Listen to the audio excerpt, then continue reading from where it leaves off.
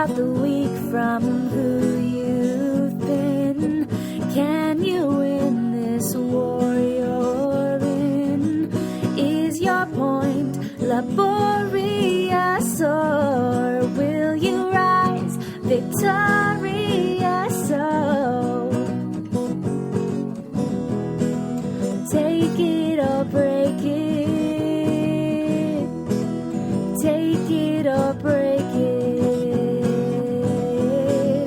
Take it or break it. Earn your throne. Welcome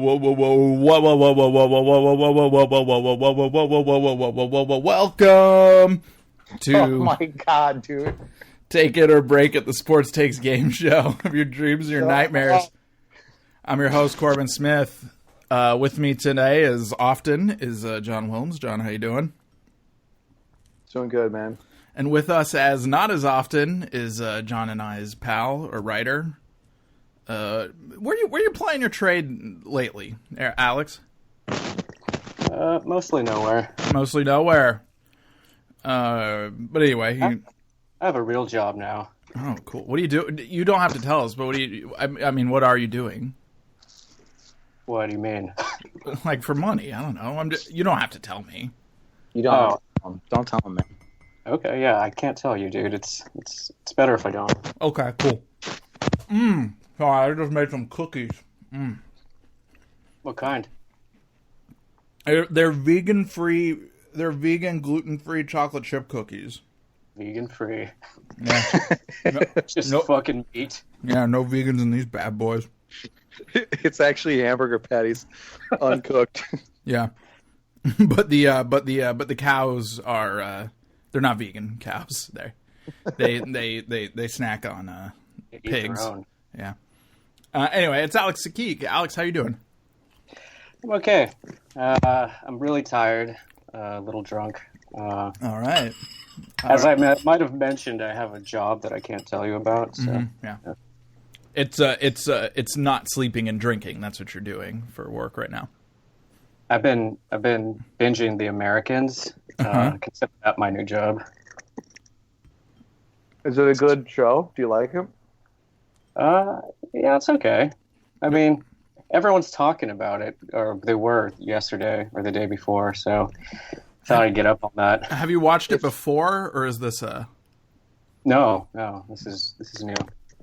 If you had to write a clickbaity headline about it, what would that clickbaity headline be?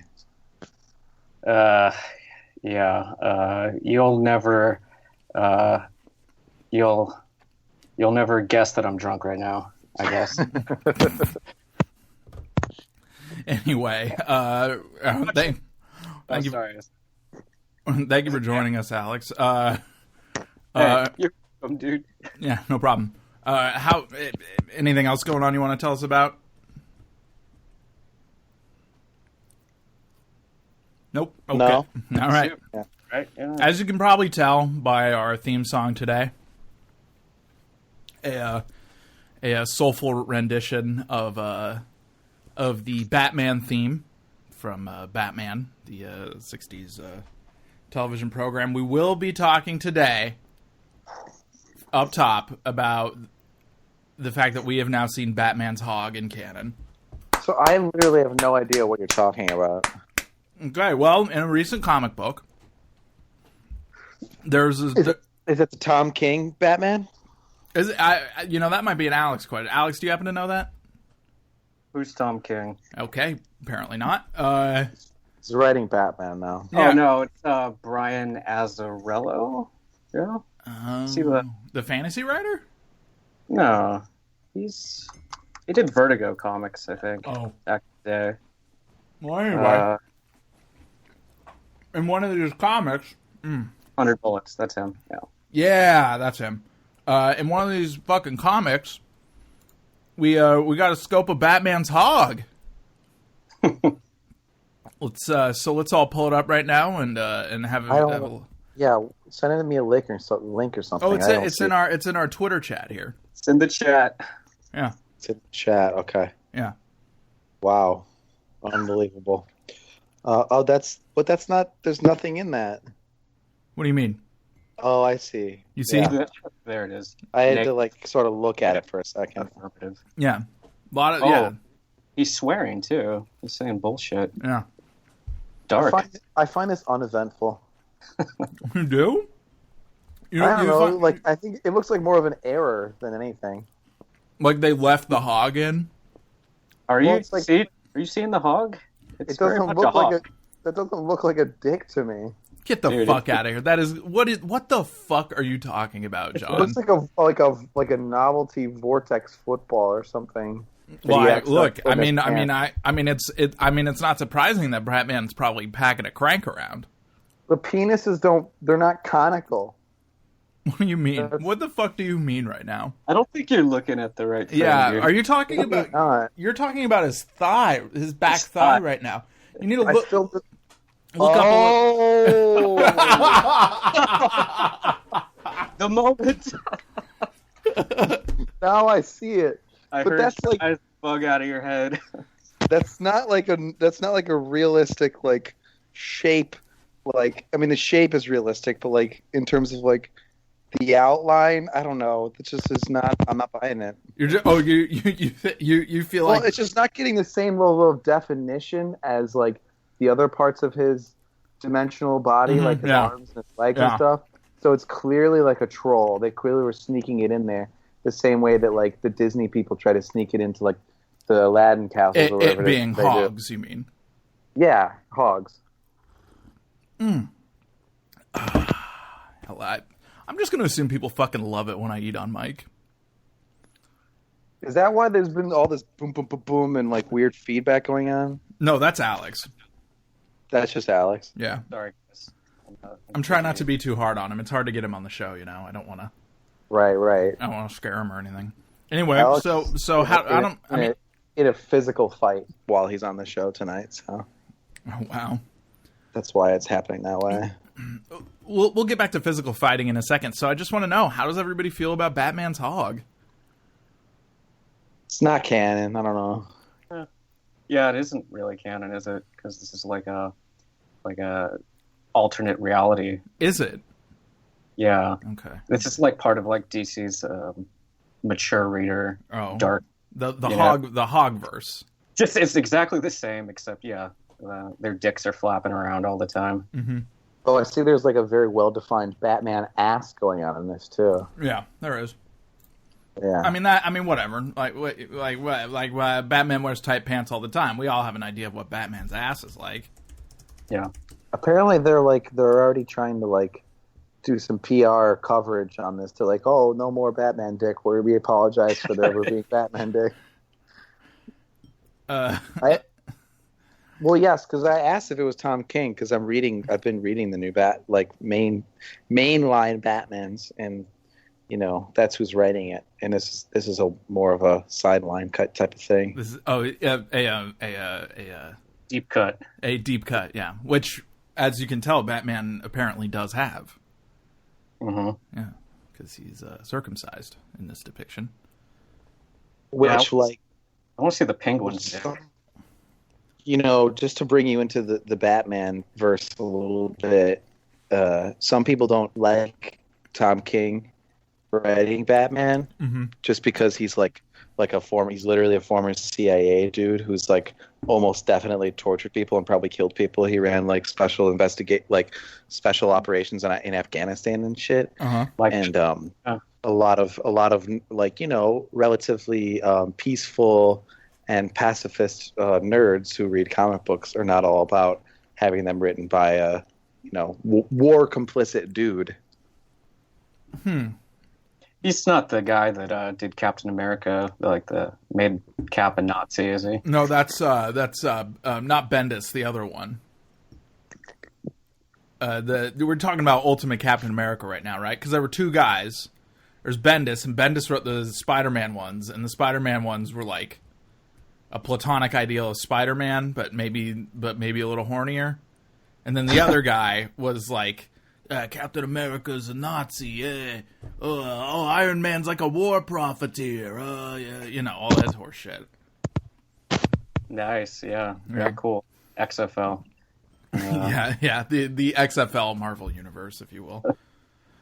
I mean, I'm surprised I just feel like there should be more thoughts out there about Batman's Hog being a comic book, but who am I to tell people what's interesting?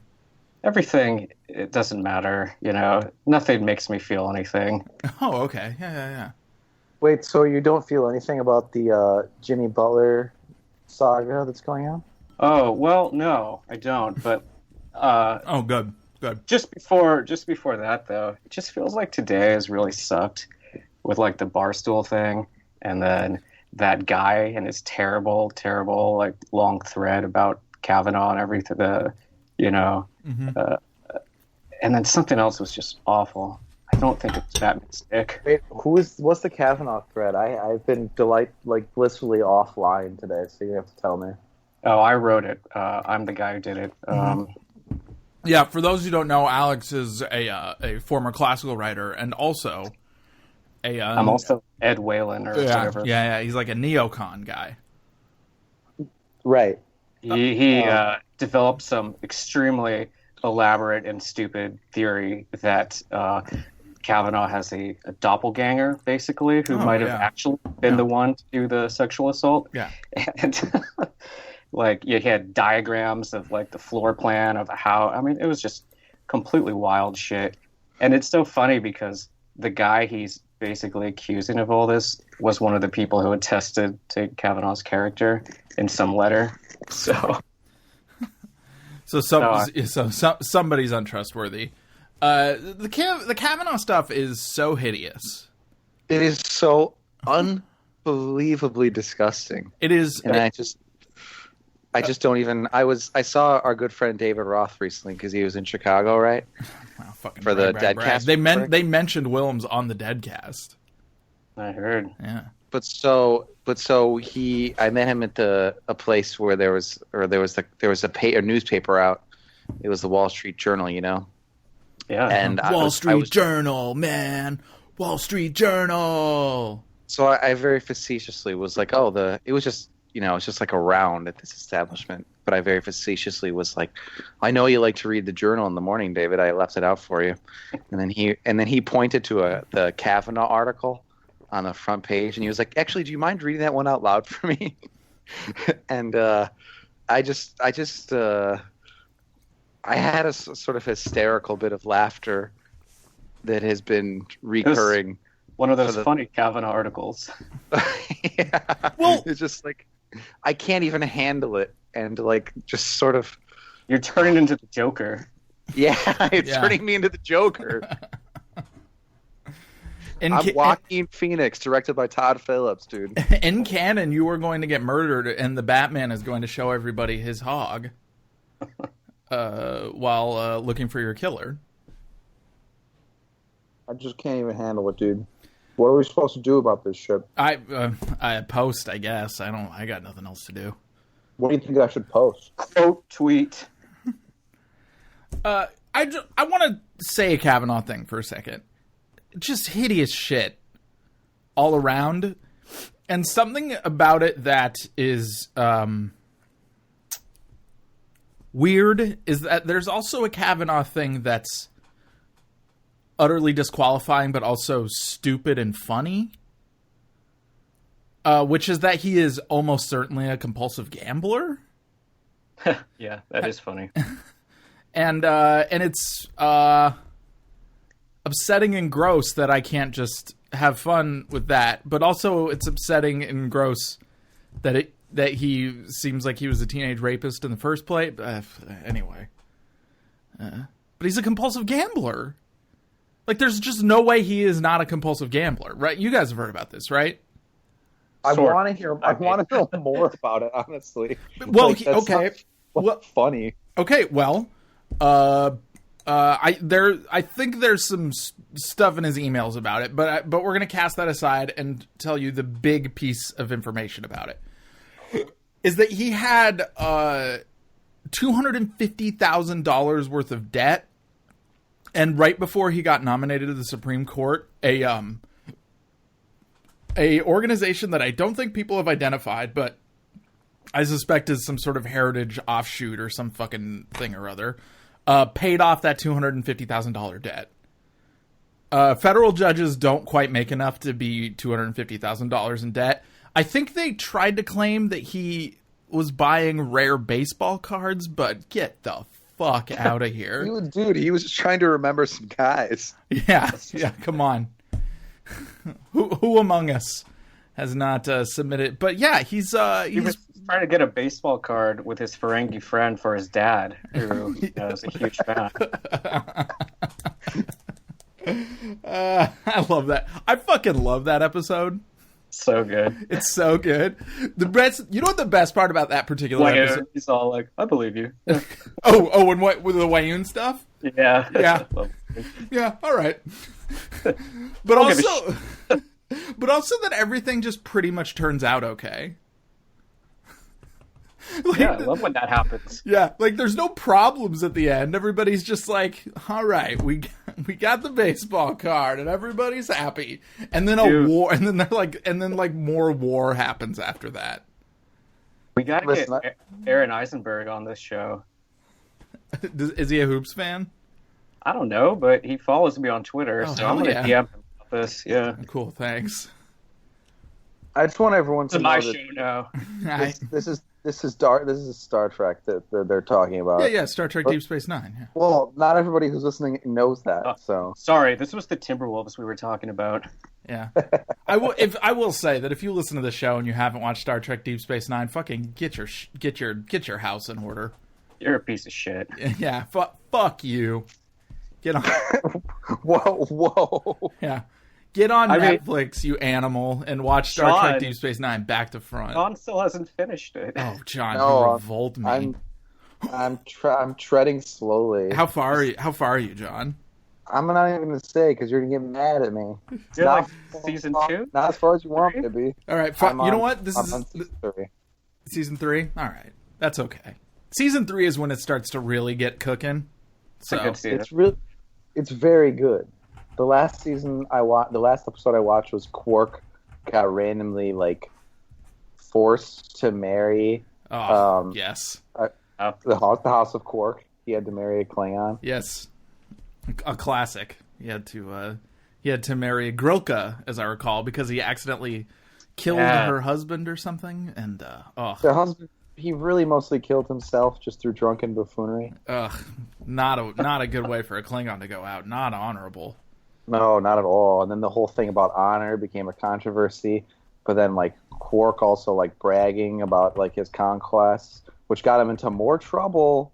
And then he had to go through, a fucking Klingon tribunal. And let me tell you, it was wild. Yeah, unless I'm mistaken, Quark also fixes the finances of her house. And that's how he proves his worth. Oh, yeah, he absolutely does, a very quick accountant scam of that shit. Look, say what you will about Star Trek Deep Space Nine, but Armin Shimmerman's performance as Quark is one of the greatest television performances of all time. Dude, he's masterful. He is unbelievable. The best is at the end of the episode where, Quark has clearly done something actually moral that doesn't correspond to the Ferengi rules of acquisition, and his brother Ram is, pleased with him, but they're both trying to be quiet about it because they don't want to be unscrupulous Ferengi. And he's very quietly tell me what you did again. And they're talking about it very quietly. So sweet. Yeah. Deep Space Nine's so fucking good, guys. Look, I know that earlier I said fuck you if you haven't watched Deep Space Nine, and I know that was a little harsh.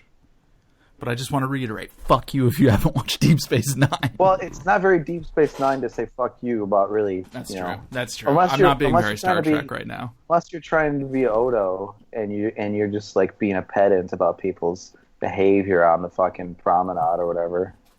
I'm on the Voyager tip right now, so. Oof! Wow. I know. He's sucking on that methadone pipe, huh? Yeah, Alex was just straight tripping on acid. Fucking. Fucked up, dude. And this is before 7 of 9 even arrives. So, I mean... Well, that third season's all right, I think. Yeah, I'm on the second or very beginning of the third. Oof, there are some bad early Voyager, man. They're fucking terrible, dude. Everything's bad. There's way too much Neelix early in that show. Yo, so much Kes. I think that there's some interesting Kes stuff. Yeah, she's okay. On my 8th rewatch, I'm more accepting of Kes, and really everyone. I truly believe that Neelix is the all-time worst Star Trek character. No, it's the pilot from Enterprise. The pilot, the British guy? No, that guy's cool. What the fuck is his name? I don't even know what the fuck you're talking about right now. There's a helmsman on Enterprise? Yeah. I think that's what he is. I don't even know what he does. He just kind of sits around. Huh. He's bad. Ensign Mayweather. Yeah. Ensign Mayweather. Okay. I actually forgot all their names except for Trip and Archer. You don't remember T'Pol's name? I do now. Okay. Also, they're Phlox, Dr. Phlox. Anyway. Phlox is sick. Yeah. Yeah, Phlox. Okay, here's what the most annoying thing about Neelix is. Doctors have a good average on Star Trek. Doctors have a good average? Yeah. Let's see. McCoy, top 5 Star Trek character. Crusher. Crusher's probably the weakest. Crusher's the weakest, but she's on the All-Star team. I mean, yeah. I feel like her. Oh, so she's sort of like Jimmy Butler in that way. No, we're not done talking about Star Trek. Fuck you. Here's the thing. I think that Gates McFadden's style of acting is so weird and interesting that it makes up for times where maybe the character's a little underwritten. She did really well fucking a Scottish ghost, though. Yeah, that you know what? Let's not take that away from her. I think that episode's fun. I do too. I watched it with your boy Ryland. Oh yeah, Ryland Duncan. Yeah, I think that's fun Trek. I understand some people, but it's the last season. They were just doing shit. It was awesome. There's a scene in that one where she's fucking the ghost and Picard knocks on her door. And she opens the door and Picard is standing there with a hey, what's going on look on his face that is just it's just the official face of being cucked, and I've just always really valued that. Yeah. Because of all the men whose wives you fucked. Yeah. Okay, but Neelix. Okay, and first off, you're right. Ensign Mayweather is the worst Star Trek character of all time. It's insane how bad that dude is at acting. Truly, truly maddening. Here's the fucking thing. Here's the fucking confluence of bad acting, bad story, no character. It's incredible. Sorry. I want to finish this Doctor rundown before we're done. Bashir. Some people don't like him in the beginning, but basically every Deep Space Nine character is perfect by the time the series is over. So who gives a fuck? Bashir is amazing. Bashir is eventually fucking awesome. And even in his early days, I think the fact that there's a Star Trek character who's kind of a fuckboy is fun. Yeah. He's not a good fuckboy though. He doesn't actually get laid. Garak. Yeah. He gets laid a little. He just doesn't have sex with Jadzia. But who among us? Well, early in the season, the show, that's all he's trying to do. Yeah, but this hot lady who used to be an old man. Yeah, what's the who's going to accomplish that? You know what I mean? Literally no one. Well, there is one guy. I haven't gotten that far. Oh, yeah. But you know who? Do you know who? Wilmes? No, I don't. Okay, no, well, we're not. I have to imagine some things, but Okay. I don't want to spoil it for myself. All right, we won't spill. The Voyager, the Doctor, the hologram Doctor, the EMH. Excellent character. Top 3 character in that show. Yeah, for sure. And Phlox, who's absolutely wonderful. So yeah, I'm with it. The Doctor, good batting average on the Doctors. Very good. And I don't know if there's a Doctor in Discovery because I didn't watch that. I have also not really watched Discovery. It's I don't like that the camera moves so much. Fuck it. The Klingons are awful. Everything's. I watched the first episode. Yeah. The Klingons. There were some Klingon decisions that are just baffling in that fucking thing. Okay. Racist, but yeah. Go ahead. Yeah. Yeah, you know what okay, but here's the thing about Neelix, all right? He's like Jimmy Butler in a lot of ways. He is not. Well, actually, he kind of is, but... Actually, which NBA player is he, though? Oh, my God. Who's like Which an NBA player? Like a bad... Okay. bad I know who he is. maybe? I know who he is, and I'm actually going to bridge the topics here. Ready? Okay. He's Nick Young. No, he's not Nick Young. No, here's why. Because those sort of goofy, unrepentant gunner guys... They're always cooking. They're... they are always cooking. That is true. But also... The goofy gunner guys are always like, they're always usually interesting. You know what I mean? Like Jamal Crawford. Interesting, though. Well, like Jamal, or I guess Jamal Crawford's not goofy, but Jamal Crawford aesthetically, Arenas, Artest, basically like dudes who are kind of eccentrics. You know what I mean? They're usually fun and interesting. In the same way, Neelix is the show's Monster Man. And Monster Men on Star Trek, from fucking back to front of the show, are almost always, like, the best character on the show. Or up there. Like, Spock, Data, Worf, Quark, Odo, like, Phlox. All of these guys fucking rule as characters. And are like, they're like, centrally interesting in the plot of the show, but Neelix is not unlike Nick Young, not interesting or like Neelix engaging. Got a ring, Neelix, what? Sorry, he got a ring. how did Neelix get a ring? Nick Young got a ring. I forgot about that. He joined the Warriors. I think they had big plans for Neelix, and they really thought he was going to be good. But I think they learned very early on that he was useless. Well, it's just a hideous performance, and I feel for the dude. He seems like a decent actor too, but it's just stem to stern. Nothing about that fucking guy works, man. Much in the same way as watching Nick Young. What about? Sorry, one last thing about Neelix, sort of. Okay. The episode where Neelix and Tuvok become Tuvix. I will say this. That episode fucking rules. It does. Would you have kept Tuvix?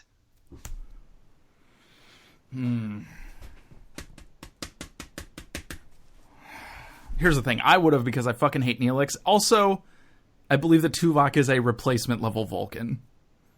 Oh, yeah. Yeah. God, Tuvok's another one that's real disappointing. Yeah, Voyager had a lot of empty souls. Yeah. You know what? Janeway, fucking great. Love Janeway. Awesome. Love the Doctor. I like Tom Paris. I understand some people don't. I like that there's a Star Trek character who's like fundamentally a little bit unlikable. I hated him, and then I watched it again and again, and every time I watch it again, I like Tom Paris more. Yeah. I just think that there's a lot of interesting shit at play there. He's a real piece of shit. Yeah. But how many Star Trek characters are like real pieces of shit? But then almost everybody else, oh boy. Okay, so speaking of real pieces of shit, would you guys qualify Jimmy Butler as a real piece of shit? Man, I gotta say, I'm not quite sure right now. Alex, you get the first crack on this one. Well, I didn't hear the whole, so explain it to me. There was an Instagram post and then a comment that was deleted. Man, you are 20 things behind right now. Yeah. John. Okay. All right. Let's quick catch up. I was concentrating on Steven Jackson, my boy, my man, my dude. Well, that's please, that's definitely part of it, but it's just sort of we'll get to Stack, certainly. All right. The aftermath. Basically, there's been rumors of factionalism on the Wolves ever since Jimmy got there, pretty much. Yeah, because the Thibodeau guys versus the young guys who never succeeded. It's not even because the Thibodeau guys all succeeded in Chicago. That's definitely a team I would describe as a success. 60 wins, man. Yeah. But so, first of all, I'm gonna ignore all of this bullshit because that's really side one. Yeah, this bullshit. Hey. But so, first of all, Jamal Crawford was part of the Jimmy Butler faction, right? So it's more about like veterans versus the younger guys. I feel like Taj Gibson is somebody who likes everyone and who everyone likes, but he was just on like the old person faction by default. And Jeff Teague, who I think has a neutral personality, was also just on that faction by default. I gotta say, when Jimmy Butler or whoever was like, these young guys don't play any defense, and Jamal Crawford was like, yeah, they don't. He's like, oh yeah, they definitely don't, dude. Huh, never noticed that before. Yeah. He's all like, what are you talking about? But so that's been smoke all season that people have been talking about, and then it got like really intense. Sort of. Part of it is that like before the season started, Andrew Wiggins got his big contract, and it's like bigger than like any contract that Butler's gotten, and it's bigger than just by default, just because he's a year older. It's bigger than anything that Towns has gotten. And in fairness to Butler, that was probably a bad idea because Andrew Wiggins has not been a good NBA player. Absolutely, but that money's locked in now, you know. And through our historical podcasts we do, and through other means, we know that dudes who make more money than they deserve are always lightning rods for resentment on a team, and even just like throughout the league. And Butler is a dude who just seems like ready to resent. He's like 100%, yeah, eager to resent. Especially ever since he, first of all, became like best friends with Mark Wahlberg, and then second of all, played with Dwayne. Jimmy, they're not respecting you enough, Jimmy. You need to, Jimmy. And then you need to demand more touches, Jimmy. Is that Mark Wahlberg? Yeah, that's Mark Wahlberg. Yeah. It's really good. Thank you so much. I appreciate it. It's a really good Mark Wahlberg. Thanks, guys. Thanks a lot. Can you say some Dirk Diggler lines? No, because I don't remember any. Okay, fair enough. Just try to look some up. Maybe. Yeah, sure. Get back to it. I'll find some Dirk Diggler lines. Yeah. But so. And then Dwayne Wade comes to Chicago, and he's obviously a 3-time champion. He's already locked in his Hall of Fame shit. He's a hometown hero. He's making all this money that he's pretty much not worth on the court. Jimmy Butler in Chicago, he's got like a rookie-ass coach, Fred Hoiberg. He's basically like a walking form of entitlement of NBA veteran, been there superstars, which is fine in his case. But Jimmy, who becomes friends with him, they went to the same college and stuff, and just immediately sort of hit it off with each other, is learning all these shortcuts of like acting entitled, you know. And Jimmy at this point has like been in the All-Star game one time or something, and he just sort of takes all these shortcuts to acting like one of the greatest players in the league or whatever, which is fine if you're Deion Waiters because it's cool. Yeah, because it's funny. But like Jimmy Butler is like close enough, but also it's impossible for him to ever really get to what he perceives himself as, where it's just sort of kind of annoying, particularly given that he chose the number 23 when he went to his new team. And then he just turns all this sort of energy and resentment toward these younger dudes. A big part of it is that like the Wolves, pretty much as long as Butler's been there, have sort of known that they would rather give the bird rights to pay the most amount of money to one person on their team to Towns instead of Butler, which makes sense because he's a lot younger. But so Butler's known that all along, and Towns has known that all along, and there's been this resentment between them. And Butler's got this Kobe shit too, where it's like, oh, if you don't work as hard as me, you don't deserve my respect or anyone's respect. Wilmes has a wonderful joke about this. How about you just throw it out there, John? Do I? Yeah, toxic mambalinity. Toxic mom. Did I say that? Yeah, I think that was you, right? Huh. Probably. I don't know. Okay. I don't want to take credit for it because I'm not sure that I actually said it. But anyway, Jimmy apparently, according to rumors, this is not verifiable, fucked Karl Anthony Towns' girlfriend. Yeah. Boy, this story really takes a leap from there's some sort of bird right complications to also he cucked Karl Anthony Towns. Which, like, it starts to seem like some sort of, like, a Helen of Troy shit where, like, this woman becomes a proxy for the resentment between the two of them, you know? 'Cause it's like, I don't know. She looks like an extremely beautiful woman. I don't know anything about her personality or, like, her, you know, soul, per se. But Jimmy Butler is... Same for you, yeah. Jimmy Butler probably has a pretty decent a number of options in terms of, you know, sexual exploration. Yeah, hard to imagine he doesn't. Right. Just want to say Joey Devine said toxic masculinity. My apologies. See, I knew I wasn't the one who said that. Somebody credited you with it. Gunderson did, which was very nice of him, but it was Joey. Eric, I love you, man. Yeah. But so anyway, he apparently fucks Karl Anthony Towns' girlfriend around the same time that, like, Windhorst and all these other sort of major reporters are like, something's going down in Minnesota. And around, like, the internet detectives, like, have noticed that, like, around the same time, Karl Anthony Towns stopped, like, he would always like every post that his girlfriend did on Instagram, and around the same time he just stopped. He went cold turkey, doesn't like any, and they broke up. And so who knows if that happened and also I think Karl threw down some man nobody's loyal man kind of Twitter posts, if I recall. The thing to me that is sort of the most tragic about all of this is that, like, Thibodeau is, like, the coach and general manager of the team, and he is, like, such a like legitimately warm and good, like, at least on a human level, paternal figure in the NBA. He, like, loves all of his players and wants to be, like, a great fucking dad to all of them, you know?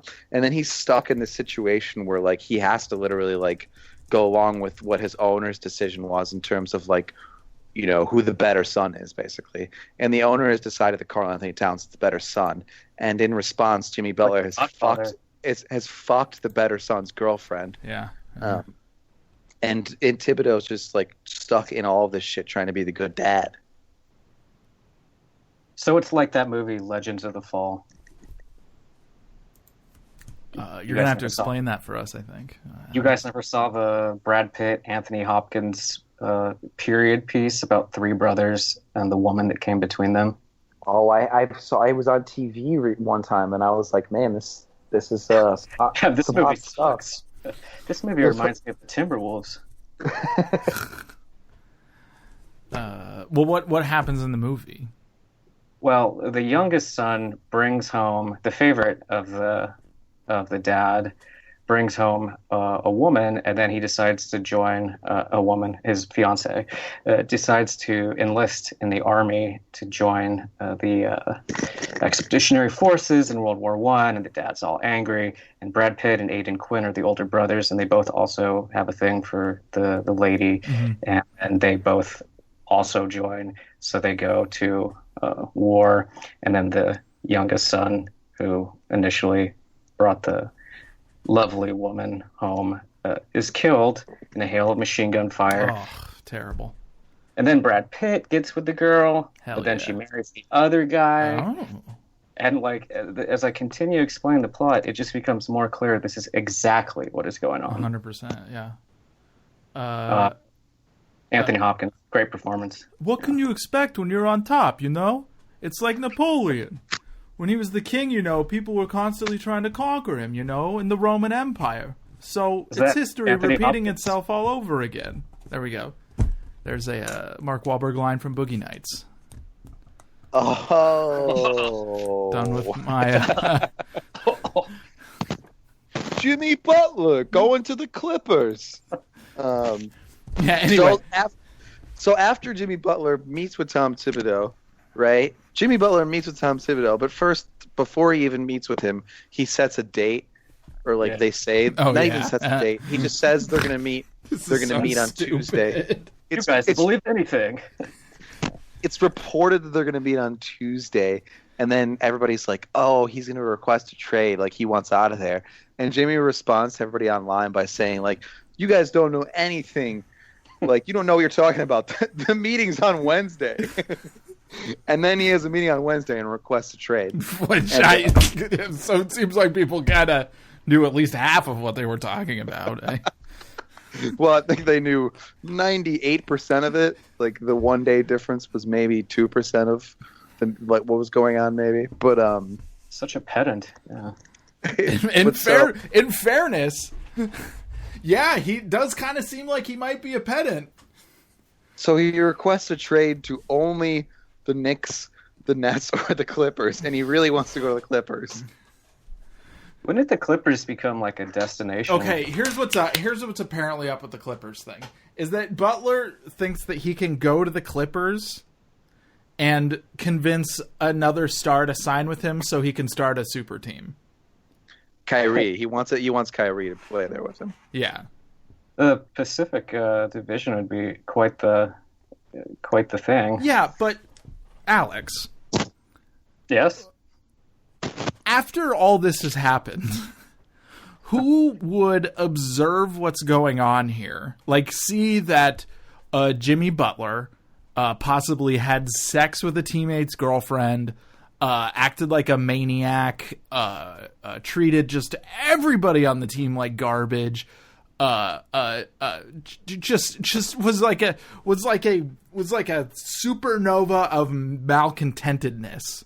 Whose anger had absolutely no productive purpose, And who also has just 1 year left in his contract. yeah, and is going to the fucking Clippers, the Los Angeles Clippers, the second most famous team in their own market, and is sitting here like, well, I'm going to be able to convince all kinds of people to come here. It seems like I'm probably not a good coworker, and also I'm working for the Clippers, so. Come on down. Anyway. It seems like a very Specific vision that he has. Yeah, and it also like a specific vision of himself. He just has athlete brain so hard that he's lost track of anything else. It kind of right? Am I crazy? I don't think that you're crazy, man. Thank you. That's sweet of you to say. Yeah. Hey, you guys, I've been staring at Batman's dick this entire time. Just like seriously, have not taken my eyes off of it. Has it revealed new textures to you? I mean, I always thought it was a little more complicated than John was giving it credit for. Oh yeah. Yeah. It's sort of like how Batman himself, I hope you guys know what I'm saying, but this Batman fella seems like he could be a little off his rocker. Yeah, he's a psycho cop. Yeah, come on. Rich guy's parents die. Maybe go to therapy, buddy, right? I feel like people have written off Batman, the Batman world and the Batman, folklore just because of that point, which is true, which is that he's like a privileged dude who like buys a bunch of gadgets and beats the shit out of people or whatever. But like Batman has the richest assemblage of characters of any comic book, and it's not close. He's got some good ones. I might argue. I might toss out an argument for Spider-Man on that one. No, They got to be 1 and 2, right? Okay. Who are Batman's wonderful characters, John? Well, just think of it this way. How many Batman villains can you name? Quite a few. Probably 11, 12. Joker, Clayface, the Penguin, Harley Quinn, Poison Ivy, Catwoman, maybe technically an anti-hero there. Others. Bane, Mr. Freeze. Ra's al Ghul, Talia al Ghul. Killer Croc. Certainly the Croc who kills. Friend to all. But I can name a lot of fucking Spider-Man villains too, man.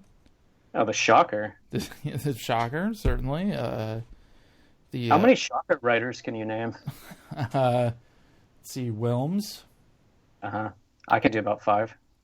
Yeah, Wilmes, Emily, Damon, Micah, Ryland, Chris, Ryan, Ryan, certainly, yeah, Bradley. Deetha. All right, I'm out of people now. You win. You happy? Yeah. Okay. But yeah. Spider-Man does have a good rogues gallery, and he's got a lot of good just supporting players too, characters. because he's got like friends and lovers. Spider-Man. Yeah, he's got J. Jonah, Flash, Mary Jane, Gwen Stacy, Gwen, Betsy Brandt, the one who quite literally got away. The one who just fell away. Yeah, the one who just out of his reach. You know. This is a grim joke about the way that Gwen Stacy died that I feel weirdly bad about. Yeah, because she was a real person. Yeah, she was a real person who really died. Yeah. But can you Superman?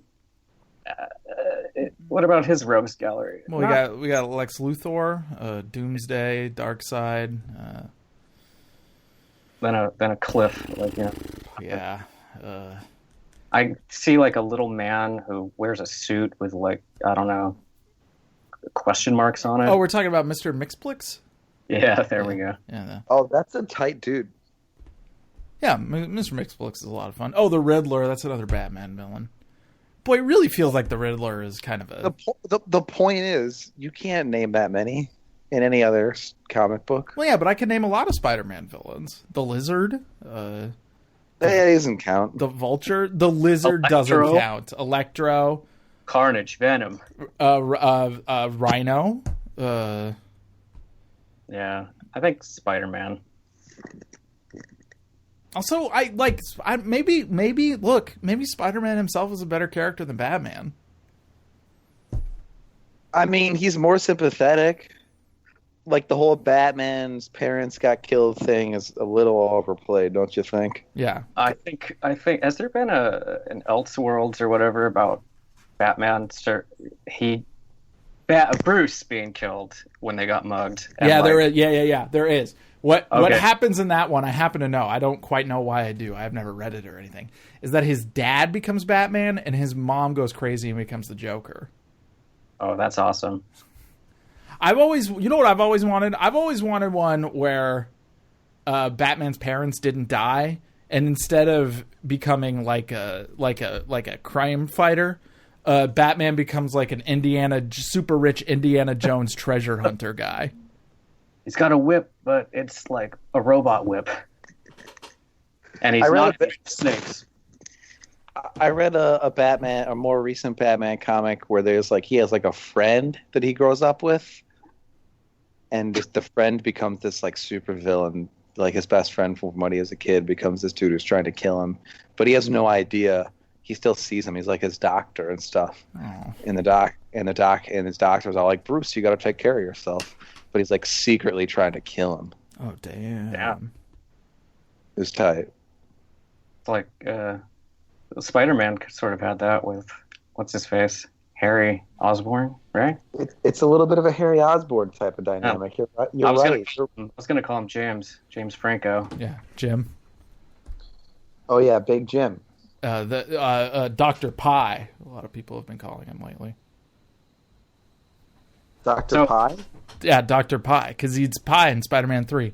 Jesus Christ. You guys you see fucking Jimmy Butler is Batman, and Carl Anthony Towns and Andrew Wiggins are Spider-Man and okay. And Flash Thompson, I think we can say Wiggins is. So Woj or Shams or whoever does the first official tweet that says Jimmy Butler has requested a trade and will likely be traded by the Timberwolves. And Andrew Wiggins' brother tweets in response to that saying he just says hallelujah. And then Jimmy Butler does an Instagram story later or something where he's working out with his dudes on a hill, and the caption on the bottom of the screen just says hallelujah. And then Jimmy approaches the camera and says, keep that same energy or whatever. And then Steven Jackson goes online to post a video. Would that Steven Jackson got involved with every NBA story. And just starts saying Andrew Wiggins' brother should not have said anything because his brother plays a heartless style of basketball, and Jimmy Butler plays. which is not wrong. Yeah. And Jimmy Butler plays with a lot of heart, and that Andrew Wiggins got a lot to learn, and he shouldn't be saying anything. And I can't help but think, that Steven Jackson is sympathetic to Jimmy Butler because they both have hard scrabble roots, right? And then Andrew Wiggins himself, and Andrew Wiggins is Canadian, which means he's never had a problem in his life. Yeah. Socialized medicine up there makes you soft. Yeah, he's got hair. Listen, all they ever do is listen to Neil Young and eating cotton candy up there. Oh. I can confirm that Neil those Young, moments- the softest member of Crosby, Stills, Nash and Young. You think so? Oh, 100%. He's softer than Nash? He's softer than Nash. Yeah, you fucking heard me. All right. What if it was like David? Damn, there's not a fucking NBA player whose last name is Crosby, is there? Because I'm thinking Steve Nash, Nick Young.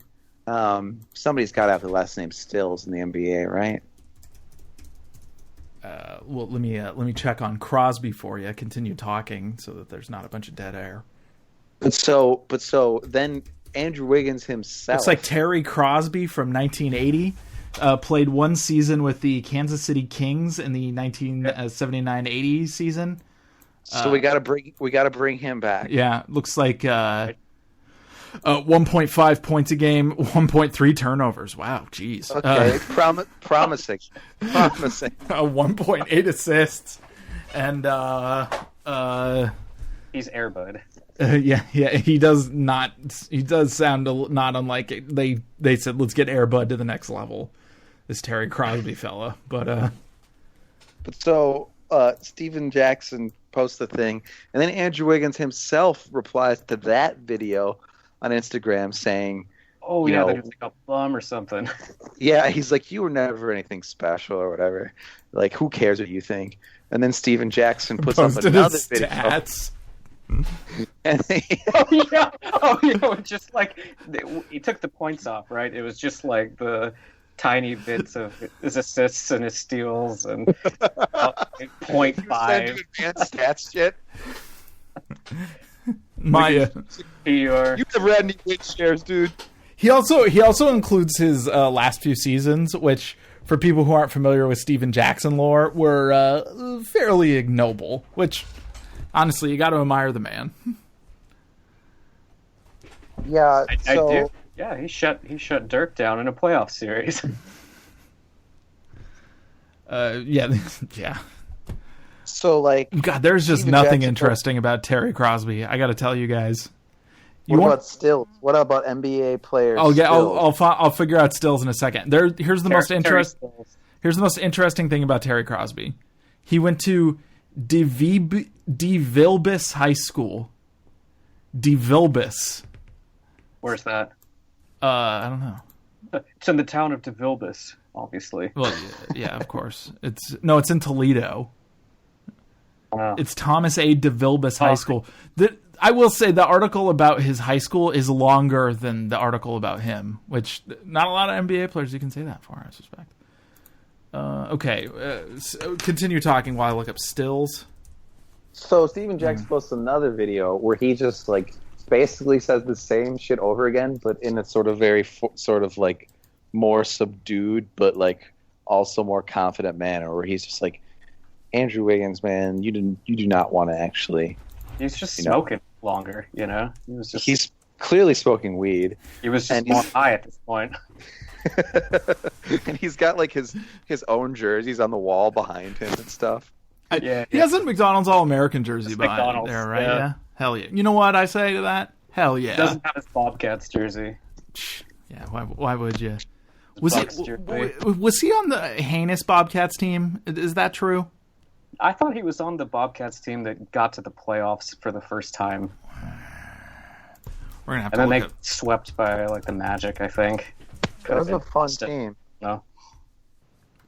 If you look up Steven Jackson, the first result is Steven Jackson, the football player, which, get the fuck out of here. I think I might have misspelled his name, though. Man, I can't believe that the Bobcats was the name of an NBA team. I know, dude. You know what the best part about... You know how it got the name, John? It was because the Bobcat. owner was named Bob. Yeah, right? it's because their owner was named fucking Bob.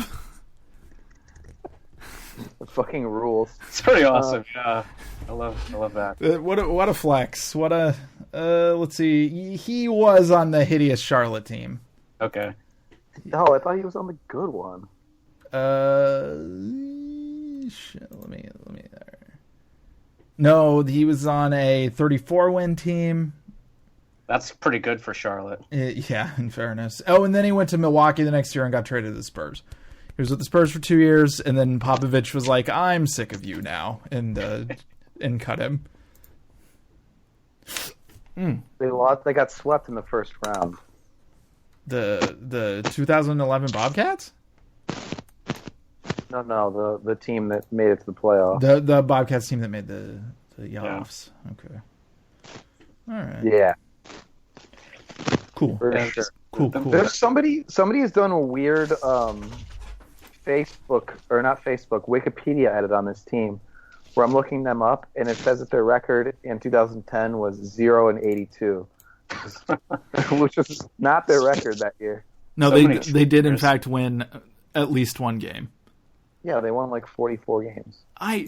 So there is no Stills, but there is a Valerie Still who played 1 year in the NBA in 1999, which I believe was the league's inaugural season. She was 38 at the time. She scored 1.3 points and had 1.7 personal fouls a game. But she also played for USA Basketball a bunch. Okay, so she's in. She's It's still her? still is. Yeah, and it's hard to believe that she didn't play overseas. Although I'm having trouble finding any information on that matter. So it appears that she's 57 years old, and then we have the guy who played one season in 1980, Yeah, and then we have Steve Nash and Nick Young. So together we have 4 basketball players, none of whom are in the NBA. But who Nick still- Young is, I think, not even close to, or maybe I'm wrong. No, Nick Young might actually be the best guy named Young. So it looks like this BJ Young. Thaddeus Young is better, but we're gonna stick with Nick because it's fun. Yeah.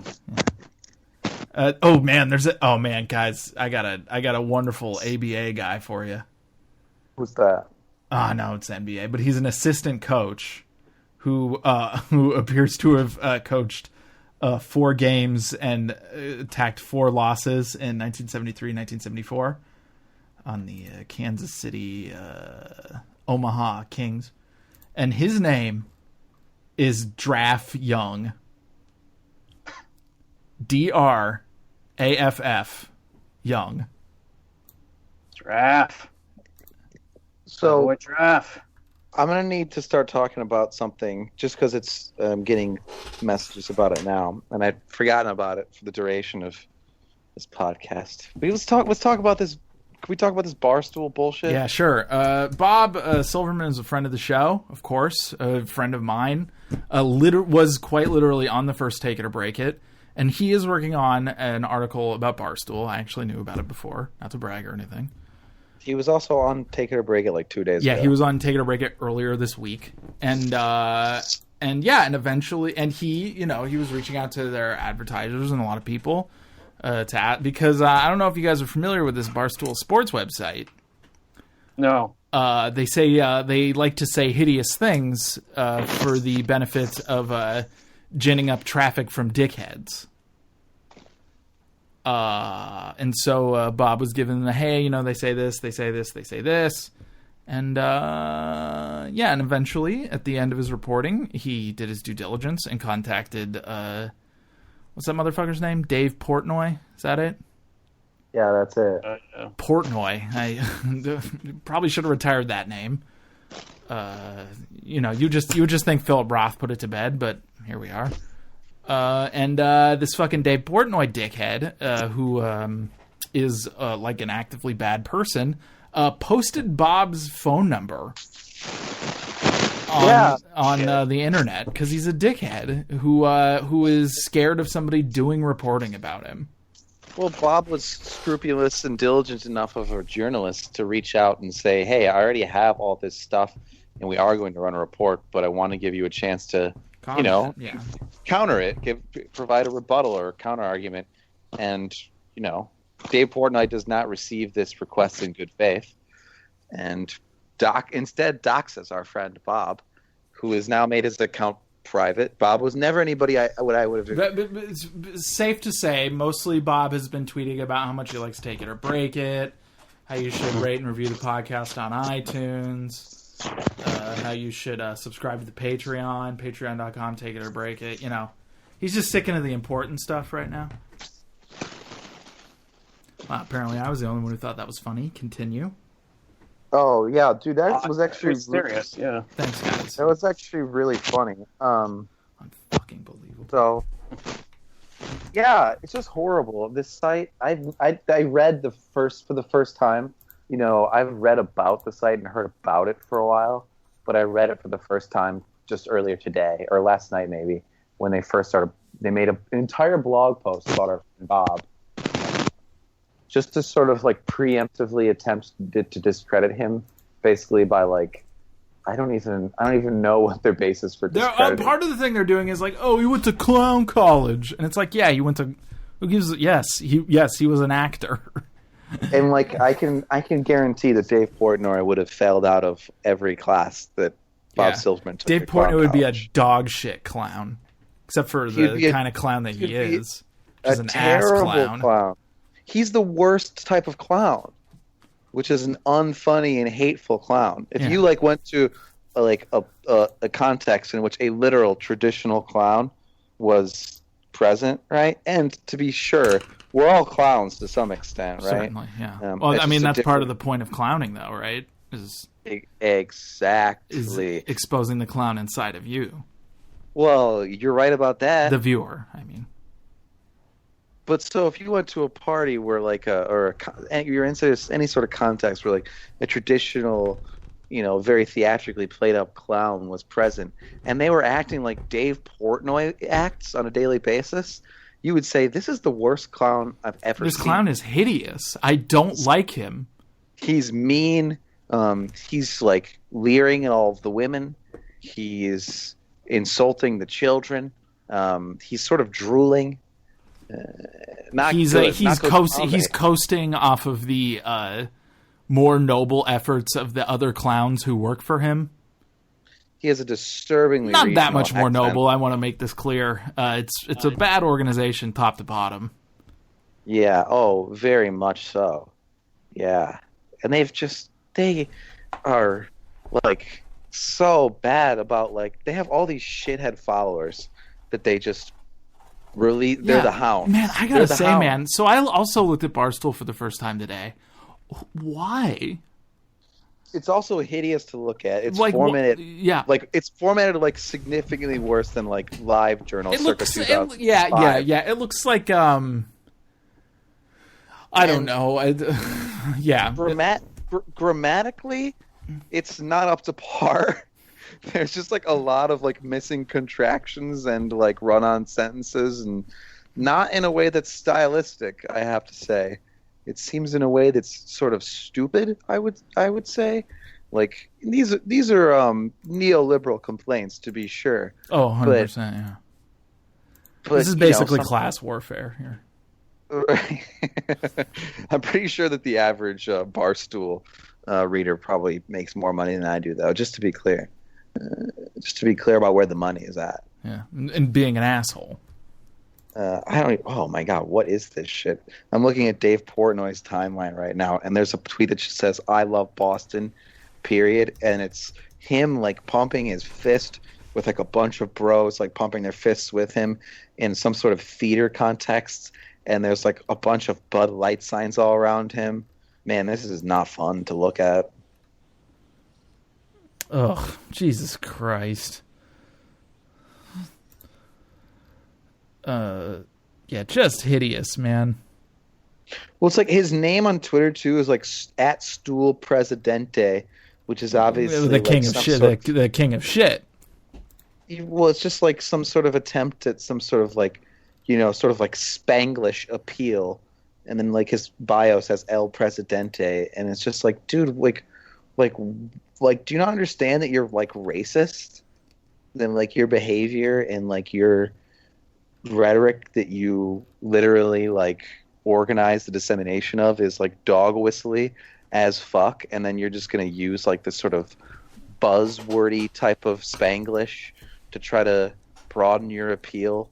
I don't know, dude. This shit is bad. I hate this shit. Yeah. How does this exist? How is it successful? That's the other. You know what the thing about it is that like I'm sort of familiar with it from a. This guy has 734,000 followers. I'm familiar with it in a vague way. You know what I mean? But when I was actually looking at the fucking website, because I heard they wrote about my friend Bob,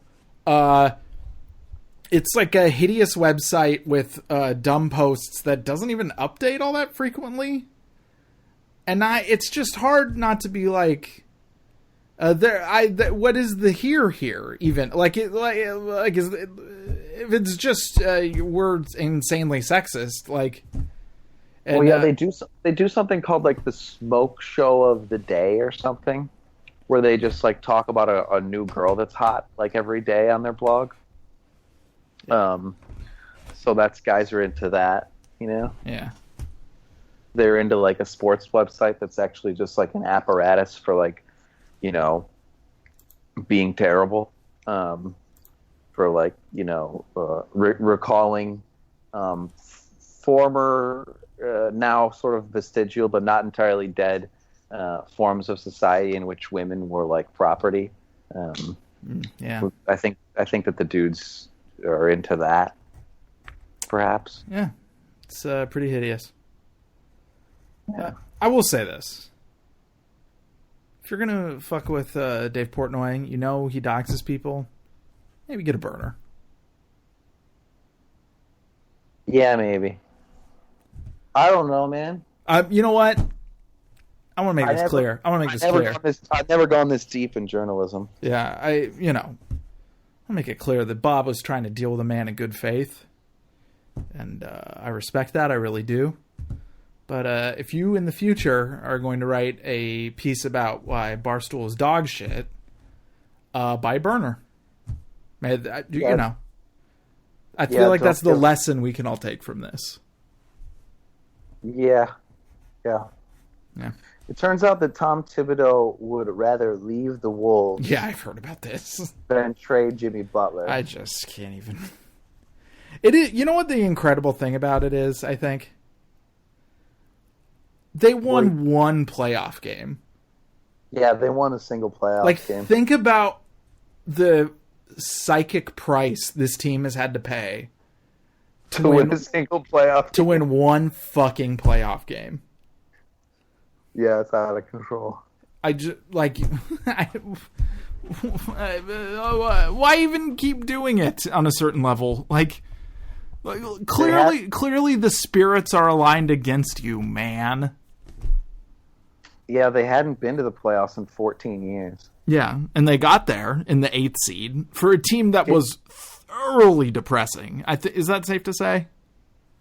Oh yeah, like just a shit show. Honestly. Like even during the season, and then they had maybe collectively like 6 good weeks, and then but for the most part, it was like, what the fuck is going on over there? Yeah, and then at the end of it all, they collapsed in a fashion that was startling, even by NBA standards. They collapsed in the way that, like, Steven Jackson decides that it's time for him to ride your jock. Like, it was unbelievable. You know, they've made it within... They went to the conference finals in 2004 and lost in 6 games to the Lakers. And then they just didn't even make the playoffs again for 14 years. Yeah, that's an incredible bummer, man. Yeah, well, you know, what's a bummer? Like, maybe that's just their fate, you know? Who are we to... It's just kind of their style. Yeah, like, you know, sometimes that's what has to happen to you. Hey, Alex, what do you think? Did Alex hang up? He's still on the call. Alex, you there? No. Well, I don't know. I can't. It doesn't sound like it. No, I hope Alex isn't dead. No, Alex is not on the call anymore. He didn't even say goodbye or anything. He got to an hour and he was like, I did my time. Alex Irish goodbye the podcast, dude. So tight. You know what? I really do respect it. It's congratulations to Alex. We got owned. We started talking about Barstool and he was like, "No, dude." I'm out. He loves Barstool too much. He didn't want to insult the Presidente. Yeah. Man. I was kind of sitting here like, I wonder when Alex is gonna say something, but nope. He left. Well, John, I think that's a sign for us to be done. Yeah, probably. I'm getting all sorts of crazy messages about. We're both getting crazy messages about this Barstool shit. Yeah, I wonder if Joey's. You know what? I wonder if Joey's online right now. Or do you think we should bring Joey on for a second? Joey, one sec. Hey, so while Corbin tries to get Joey on, I'm just going to explain what's going on in my apartment right now, which is that we got to move a couch out. Mm-hmm. Yeah.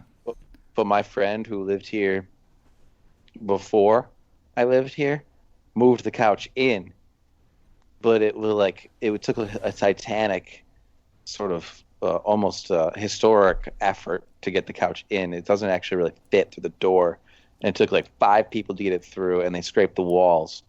And there's only 2 of us now, me and my roommate. And we're trying to get the couch out, but I don't think we can do it. So we're trying to take the couch apart with like butter knives and like hammers and stuff. And yeah, that's what's going on in my apartment right now. There's just a big old couch laying sideways with a bunch of butter knives stuck in it. Trying to pry off various pieces of it. Wait. We'll see what Joey says. Are we getting Joey on here? We don't know yet. Okay, cool. Yeah. All right. Joey Devine's going to come on. Yeah, Joey Devine's going to come on in a second. He's telling us an unbelievable story I know. That's why I'm glad. Okay. I can't even like read all of this right now because I'm talking to you. Yeah. Do I have any? Keen is being very mean to us right now. Well, anyway, so the couch, I am considering just getting some sort of hatchet and just destroying the couch with a hatchet in my family room. Okay, I didn't listen to any of that. Joey, are you there? Joey?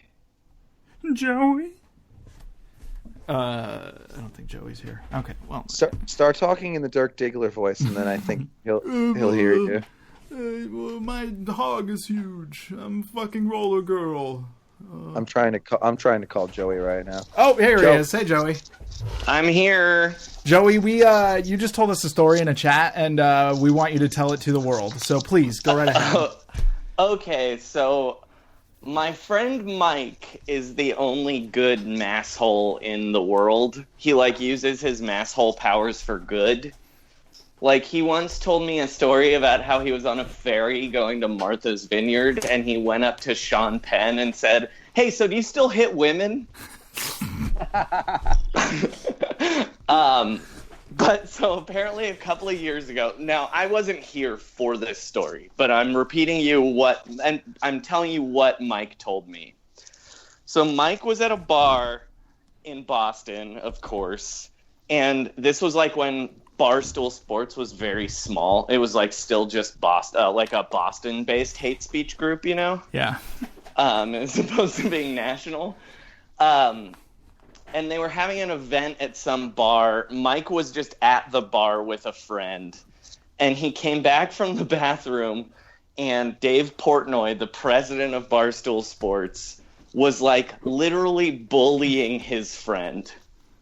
And so Mike steps between them, and he's like, "Hey, if you touch him again, I'm going to beat the fuck out of you."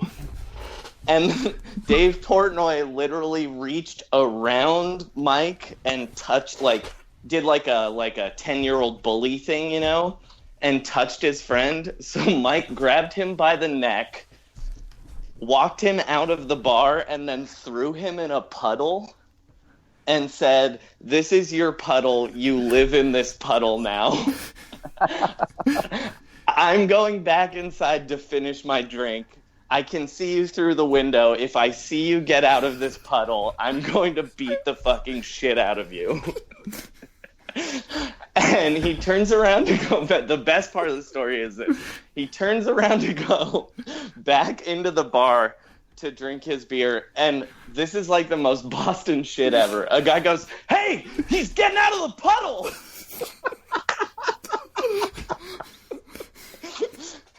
And Mike wheeled around and slapped him in the face back into the puddle.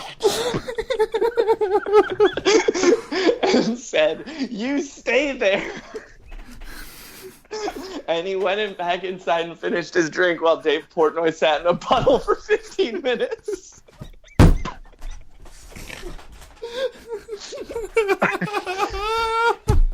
Oh no!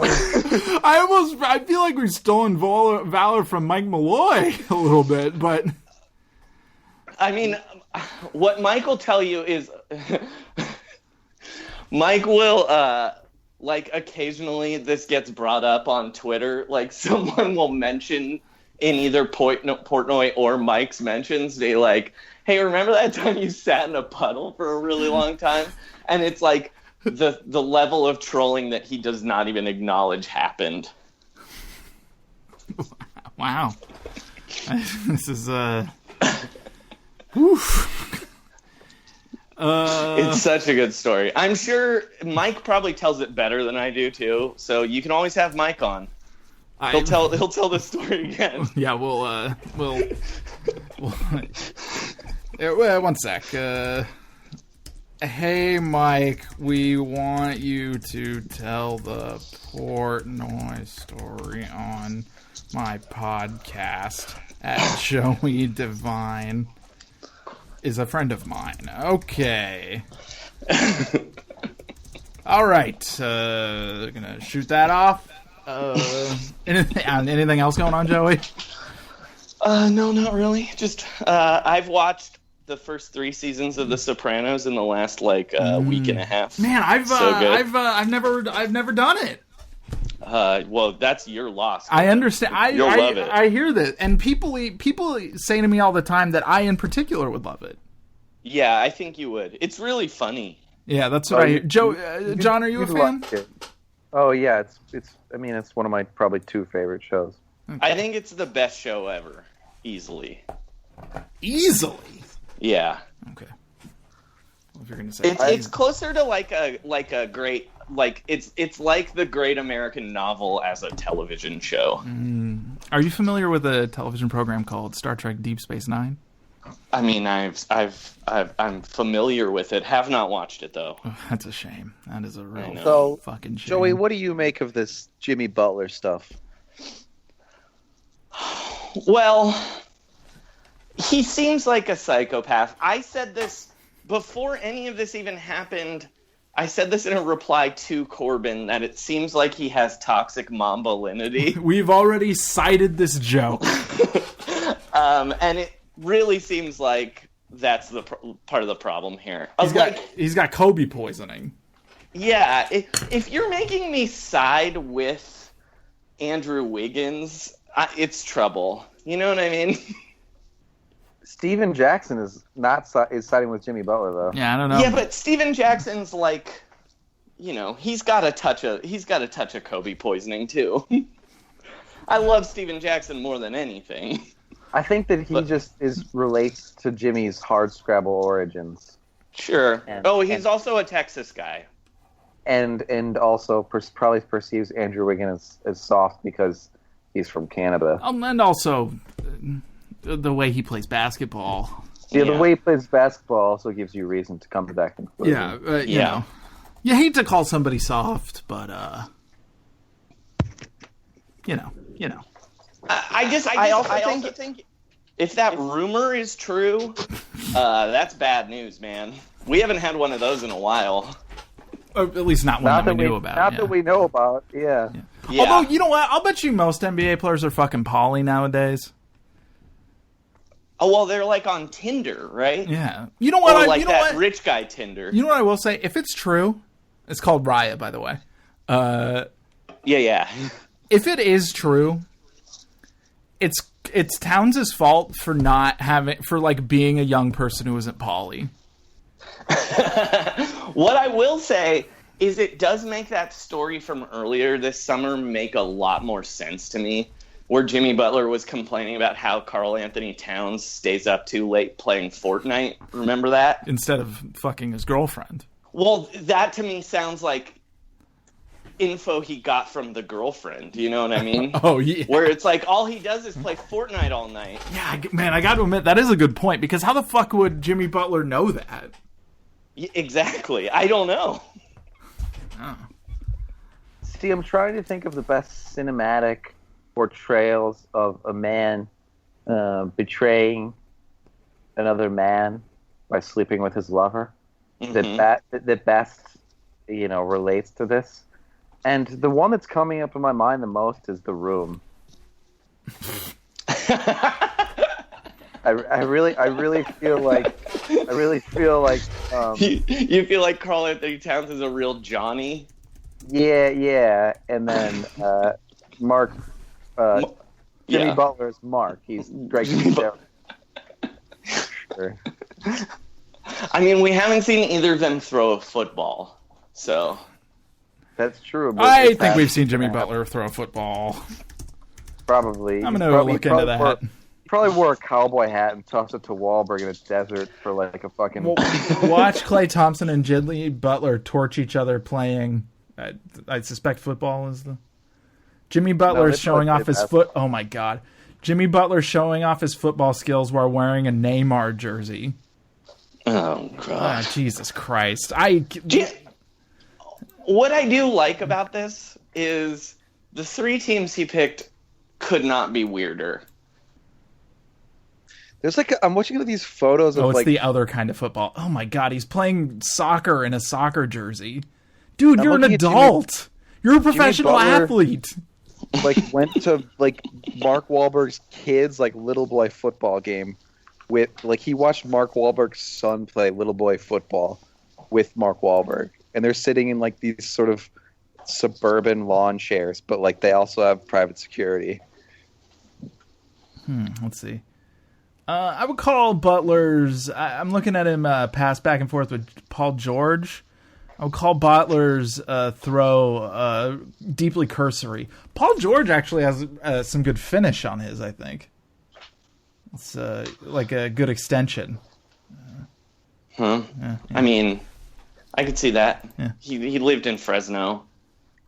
The official city of football. I mean, that's where the Carr brothers went, right? Those are the greatest quarterbacks of all time. Go ahead, John. I just feel really bad for Tom Thibodeau. I don't. Why not? Why does everybody just think it's okay to hate Tom Thibodeau? He's a human being. I don't hate Tom Thibodeau. I just think he clearly fucked up here before any of this happened. How though? The team didn't make sense. He instead of creating a core with the guys that a core and a rapport with the guys that were already there, he just brought in all his old shitty Bulls dudes. I gotta say that I suspect that it might have been a problem, but I think that's even more on Butler than it is on him, because Butler appears to have not even fucking tried. Well, the thing is, he brought the two guys he originally got they were former Bulls players, both good players, Butler and Gibson. And then most of the problems that happened after that are much easier to trace to Butler than they are to trace to Thibodeau in terms of the personality issues. And also, as we were talking about just before we brought you on, they hadn't made the playoffs in 14 years, and then they made the playoffs. And it's supposed to be some sort of failure, and it's supposed to be some sort of catastrophe. That's just sort of but they won one game. It's just the psychic price of winning one game for that fucking franchise. I just can't even. Did you see that story that some Wolves writers were bringing up yesterday? That when Rubio came back to Minnesota, did you see that story? Jimmy Butler told the security guards Ricky Rubio wasn't allowed in his locker room if Ricky wanted to come say hi to the rest of the team. Wow. What the heck is that all about? I think Jimmy Butler's just a huge, like... Look, I hate to agree with Rajon Rondo on something, but I kind of think that... Don't we all? I kind of think that My Vets poem is turning out to be true. Remember, he had that Instagram. He had that Instagram where he was like shading Wade and Butler about how his vets didn't do this. Oh, that's and right. how all the young guys liked My Rondo, vets would but never go to the Wade. media. They would come to the team. My vets didn't pick and choose when they wanted to bring it. They brought it every time and stepped in the gym, whether it was a practice or a game. They didn't take days off. My vets didn't care about numbers. My vets played for the team. When they lost, they wouldn't blame us. They took responsibility and got in the gym. They showed young guys what it meant to work. Even in Boston, blah, blah, blah, best record in the league. Vets didn't have an influence on the coaching staff. All right, buddy. They didn't change the plan because it didn't work for them. I played under one of the greatest coaches, held us all accountable. I may be a lot of things, but I'm not a bad teammate. All right, Rajon. My goal is to pass what I learned along. The young guys work. They show up. They don't deserve blame. If anything is questionable, it's the leadership. That's Yeah, very but interesting. all of that is about how he was bad to the young guys. That's what spawned that. Is Rondo and the young guys all hated, like, apparently Jimmy Butler was bad to the young guys and would like blame them and like scream at them. So wait, and shit. when did Butler and Rondo play together? That last year in Chicago, the Dwayne Wade year. Okay, got it. And yes, I remember now. Oh, that's so interesting. Yeah, and it was like clearly like Wade coasted in, on this hometown discount entitlement vet shit, which is, again, I don't begrudge him for doing that, but it's not a great thing for the culture of the team when you have a lot of young dudes and when you have a coach who's still trying to work his way around NBA level egos. And it's compounded by Jimmy Butler seeing Wade acting that way and being like, hey, I kind of want to act that way. And then, like, taking it even further, though he hasn't accomplished shit. Yeah, that's the thing about this, is that at some point I was talking about Butler on the internet. Not to brag or anything, I've used the internet. And I was like, this guy is like a dickhead. And somebody replied to me with like, hey man, if Jordan did it, you'd love it. Because, I think, me and John do this show about Jordan. And occasionally I think it's safe to say that me and John take some pleasure in his insane, hilarious pettiness. Is that fair to say, John? Very fair to say. But here's the fucking thing. That's Michael Jordan. He's literally one of the 2 or 3 greatest basketball players who's ever lived. Mm-hmm. And Jimmy Butler is Jimmy Butler. He is an excellent shooting guard with better than average defensive utility. He isn't fucking Michael Jordan. He is a top 15 NBA player. Some would argue he's top 10. It's certainly not objective fact that he's top 10. Yeah, and maybe the fact that he appears to have screamed at everybody on his team so much that they got an 8 seed. Yeah. That's the thing about the Clippers actually, thing. Though, to be fair to Butler there on that one is like he got hurt, and that's why they were just the 8th seed. It was also the case in the West that there was like 2 or 3 games separating like the 3 seed from the 9 seed. So I don't really think the number of the seed matters that much. And if they had won like 1 extra game, they could have been, facing a team they might have been able to beat. But also if they lose that game to the Nuggets, they're not in the playoffs. They're not even in the playoffs. Yeah. This is just. In fact, if Wilson Chandler doesn't play for the Nuggets in that game, I don't think they're in the playoffs. It seemed like Wilson Chandler was shaving points in that Nuggets T-Wolves game. Well, Wilson Chandler getting his Kavanaugh on, if you know what I mean. Yeah. Wait, I haven't heard that story. Does Brett Kavanaugh shave points? No, Brett Kavanaugh clearly has a gambling problem. You haven't heard about this? No. Oh, well, he had a $250,000 debt, and right before he, for a reason that nobody seems terribly willing to identify, but I think has been blamed on buying too many vintage baseball cards. And right before he got nominated, some shady group paid his debt off. What? Yeah, right? Where did he owe it to? Like a casino? Like, no, like credit card companies, just shit like that. Yeah. Just my dad. He owes my dad. Oh, yeah. No, but so here's the thing. People say, like, oh, well, couldn't the GOP have at least... there's so many different Washington elite shitheads who they could have, elected, nominated instead of Kavanaugh. Why couldn't they have... Yeah, these Georgetown prep school ghouls, every last fucking one of you. There's a bunch of them. The reason I think that they would have nominated him instead is because they have more power over him. Because he's vulnerable.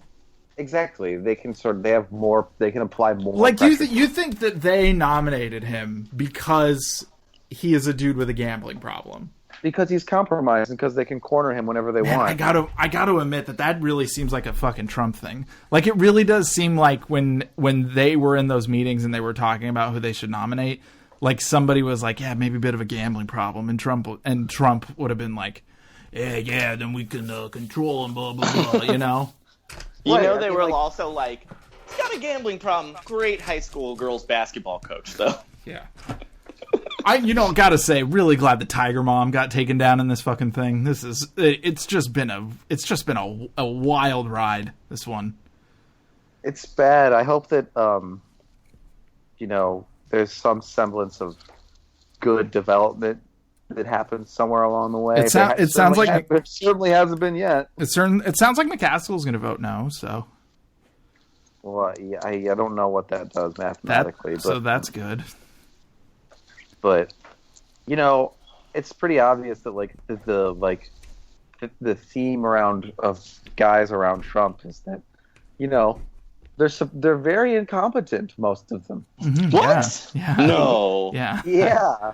It would be fair for many people to ask, like, can't he at least pick evil people who are competent and don't have just like a 12-mile trail of shit behind them? You mean like Condoleezza Rice?